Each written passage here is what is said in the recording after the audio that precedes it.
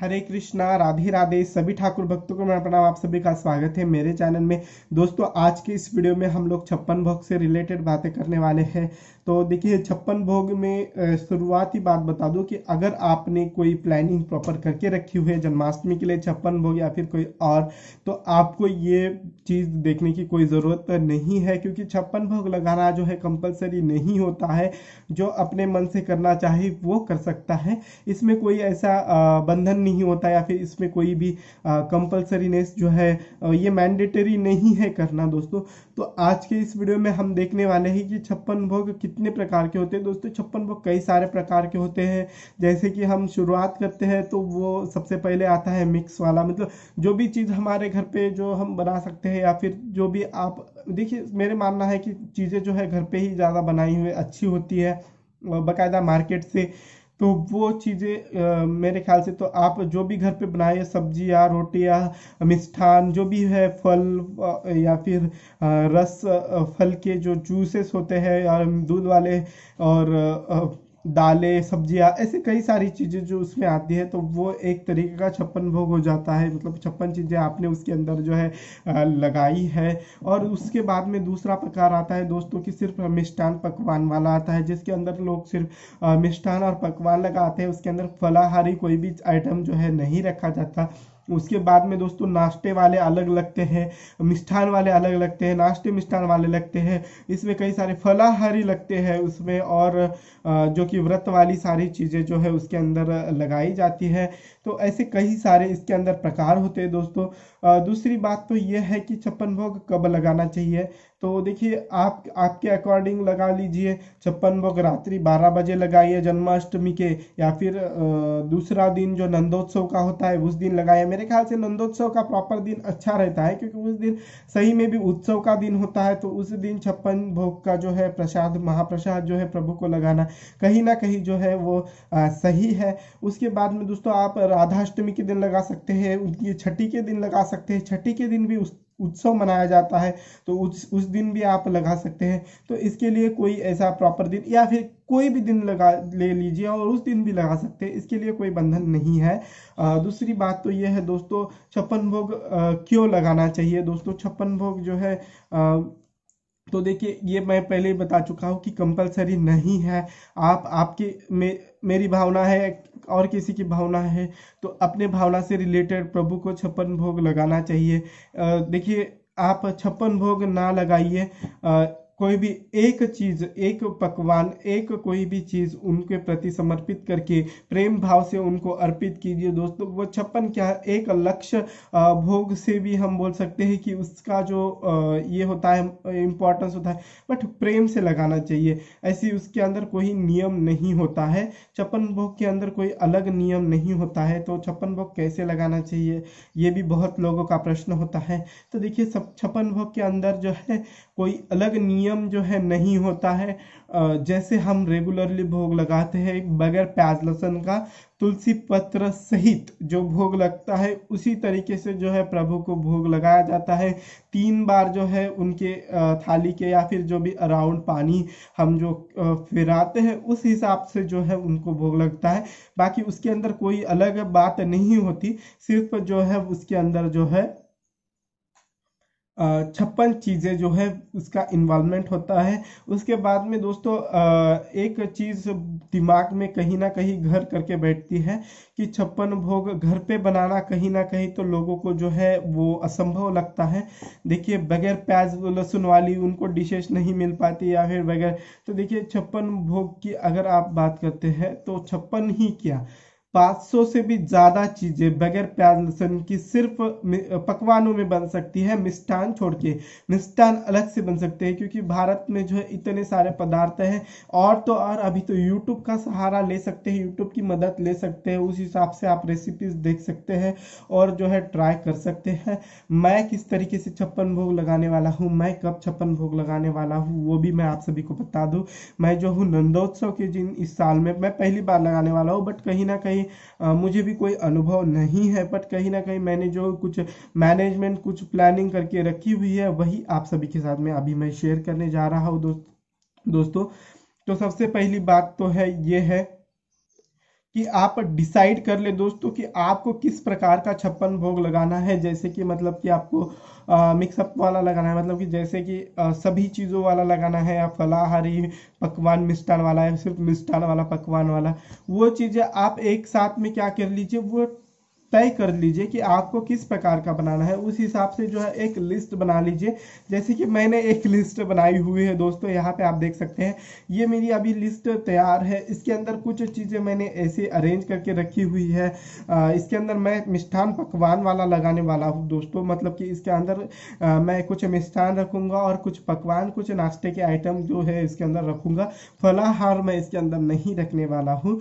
तो ये आपके हिसाब से मेरा वो सेकंड प्लान, ये तो ये है। प्लान बी जो है ये है कि अगर बाय चांस अगर मुझसे ना बन पाए दोस्तों, तो मैं मतलब कि अगर हो जाता है कभी कभी कि इतना मुझे अनुभव नहीं है, तो उस टाइम पे मैं वहाँ पे कॉम्प्लीमेंट देख के जो है फल रख सकता हूँ।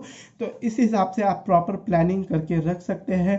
तो एक तरीके से एक लिस्ट, ये लिस्ट अब मैं आप सभी को जो है वो ये कर सकता था, मतलब कि इंस्टाग्राम पे पोस्ट कर सकता था, बट इसके अंदर कई सारे जो चीज़ें हैं वो महाराष्ट्रियन डिशेज है या फिर महाराष्ट्रियन है, तो वो आपको मराठी में लिखी हुई है, तो आपको शायद ही समझ में आ जाए। तो इस वजह से जो है ये लिस्ट मैं नहीं कर रहा, बट जब मैं छप्पन भोग लगाऊंगा तब उसके रिलेटेड एक वीडियो बना के जो है आप सभी के साथ में जरूर शेयर करूंगा। फिर दोस्तों ये प्रश्न आता है कि छप्पन भोग की अभी हम लोगों ने लिस्ट भी बना ली, तो देखिए ज़्यादा से ज़्यादा सामान तो मेरे घर में अवेलेबल होता है, बट कुछ सामान जो है मुझे लाना पड़ता है। मतलब कि वो आपको कौन सा सामान लाना चाहिए वो आप आपके हर एक डिश के हिसाब से देख लीजिए, और जो है उसकी भी लिस्ट बना लीजिए, और उसका जो है 4-5 दिन पहले ही मार्केट से लेके आइए। और कुछ दूध दही फ्रेश चीज़ें, जो डेयरी आइटम्स होते हैं या फिर कुछ फल होते हैं वो फ्रेश आइटम होते हैं, वो आप एक दिन पहले लेके आ सकते हैं, तो उनका भी आप देख लीजिए। आप 2 दिन ले सकते हैं दोस्तों ये सब चीज़ें बनाने के लिए, क्योंकि एक दिन में जो है बिल्कुल पॉसिबल नहीं है। तो 2 दिन ले लीजिए। कुछ चीज़ें जो मतलब कि जो नमकीन होते हैं, वो ड्राई चीज़ें जो होती है वो आप एयर टाइट कंटेनर में अगर आप रख सकते हैं, तो वो एक दिन पहले आप लेके बना के रख दीजिए, तो उसको अच्छे से स्टोर करके रख दीजिए। दूसरे दिन जो है बाकी सब जो फ्रेश चीज़ें बनती है, जैसे कि पूड़ी रोटी सब्जी चावल, ऐसी सब चीज़ें जो बनती है, वो जो है दालें, वो आप दूसरे दिन बना लीजिए। इसमें कोई ऐसा ये नहीं है, क्योंकि अगर आप बोलते हैं मुझे कि हलवाई की दुकान से तो आप फ्रेश में लाते हैं, तो हलवाई की दुकान वाला तो आपको कभी फ्रेश में नहीं देगा, इसकी गारंटी मैं लेता हूँ कि आपको कभी फ्रेश में नहीं मिलेगा। तो घर में जो है ऐसी चीज़ें आप पहले बना के रखें, जैसे लड्डू हो गए, वो सब चीज़ें। तो ऐसी आप पहले एक, मैं जैसे बोल रहा हूँ ना, लिस्ट बना के रखिए, उसके बाद सामान लाइए, उसके बाद में प्रॉपर मैनेजमेंट रखिए। जैसे कि आपको कौन सा सामान कब कब बनाना है, उस हिसाब से जो है आपको उसका प्रॉपर मैनेजमेंट रखना है। ठीक है दोस्तों। उसके बाद में दोस्तों आपको अभी मेरे को एक प्रॉब्लम आती है कि स्पेस की प्रॉब्लम आती है। 56 डिशेस तो छोटी नहीं होती है, तो उनके लिए जो है प्रभु को परोसने के लिए एक प्रॉपर स्पेस बना लीजिए घर के अंदर। क्योंकि स्पेस ज़्यादा लगती है, अगर आपके घर में है तो कोई प्रॉब्लम नहीं है। उस जगह को अच्छे से साफ कर लीजिए, उस जगह के ऊपर जो है अच्छे से टेबल रख दीजिए, या फिर अगर टेबल नहीं है तो आप किसी ज़मीन पे भी लगा सकते हैं, बट ज़मीन के ऊपर कोई अच्छा कपड़ा बिछा दीजिए, और उसके ऊपर जो है 56 जो भोग का प्रसाद है वो रखिए। अभी एक प्रश्न और आता है कि ये सब चीज़ें जो है हमें किस चीज़ में लगानी चाहिए, मतलब कि हमें परोसना किस में है। ठीक है।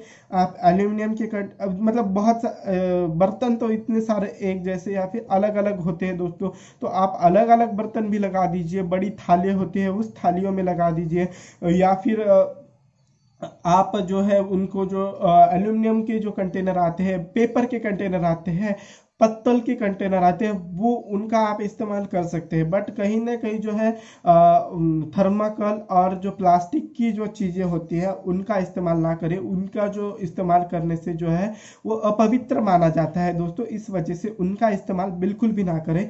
उसके बाद में दोस्तों यहाँ पे कुछ चीज़ें जो है आती है, जैसे कि अभी आपने परोस दिया, तो प्रभु को प्रेम पूर्वक नमस्कार कीजिए। प्रभु को प्रेम पूर्वक जो है वो नमन करके जो है उनको उनको 56 भोग लगा दीजिए। हर एक जो आपने डिश रखी है, हर एक जो आइटम रखा है उसके अंदर एक एक तुलसी का पत्तल रखिए, पत्ता रखिए तुलसी का, और उस हिसाब से जो है प्रभु को 56 भोग लगाइए। ठीक है। अगर आपसे बाय चांस कभी बनाते वक्त अंदर में ही मतलब कि ऐसा हो जाए कि बन नहीं पाए या फिर बहुत सारी समस्याएं आती है दोस्तों, एक आदमी का बनाने का ये काम नहीं है, तो हेल्प लीजिए किसी की।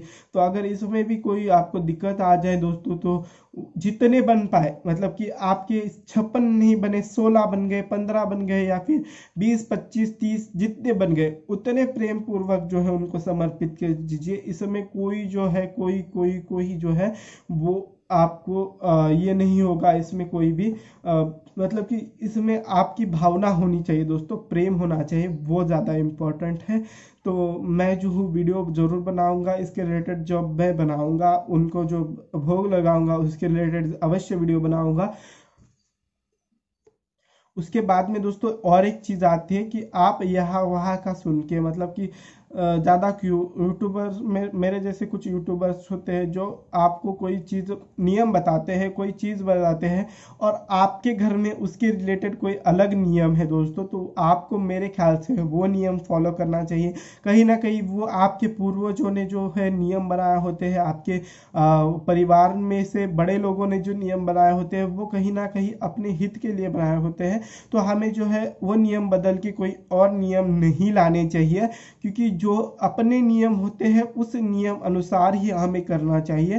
क्योंकि देखिए बहुत लोग बोलते हैं कि परिवर्तन ही संसार का नियम है, बट कई कुछ चीज़ों में परिवर्तन नहीं करना चाहिए, क्योंकि वो परिवर्तन कभी ना कभी लाभदायक नहीं होता है या फिर हानिकारक होता है। तो ये चीज़ भी आप जो है ध्यान रखिएगा।